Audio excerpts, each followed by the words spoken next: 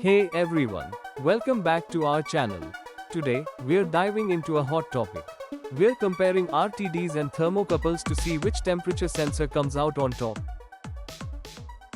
Whether you are in the lab, the field, or just curious about temperature measurement, this video is for you. Let's get started. First, let's break down what RTDs and thermocouples actually are. RTD stands for Resistance Temperature Detector. These sensors measure temperature by correlating the resistance of the RTD element, usually made of platinum, with temperature changes. They're known for their accuracy and stability. On the other hand, we have thermocouples. These consist of two different metals joined at one end. When the junction is heated or cooled, it generates a voltage that can be correlated to temperature. They're known for their wide temperature range and fast response time. Accuracy and precision. Let's talk accuracy. RTDs are typically more accurate, often within plus or minus 0.1 degrees Celsius. They're great for applications where precise measurements are crucial. Thermocouples, while still reliable, can vary more, usually around plus or minus 1 to 2 degrees Celsius. So, if you need precision, like in a laboratory setting, RTDs might be your best bet. Temperature range. Thermocouples shine here. They can measure from minus 200 degrees Celsius to 2000 degrees Celsius, making them suitable for extreme conditions.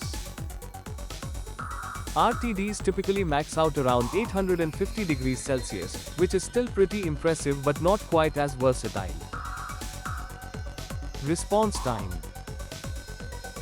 Now, let's consider response time. Thermocouples usually respond faster due to their smaller size and design, making them ideal for dynamic environments. RTDs can be slower to respond because of their design and thermal mass. Stability and drift. When it comes to stability, RTDs take the lead. They have lower drift over time, which means their readings remain reliable. Thermocouples can experience drift, especially in extreme environments. Cost. Finally, let's talk cost. Generally, RTDs are more expensive than thermocouples. If you're on a budget or need to measure temperatures across multiple points, thermocouples may be the way to go. Installation. Installation can vary, too.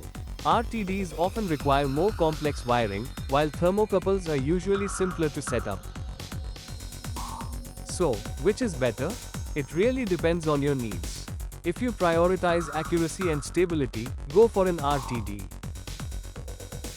If you need wide temperature ranges and fast response times, a thermocouple is your best choice.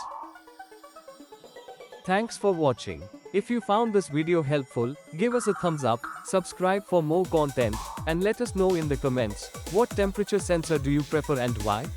See you next time.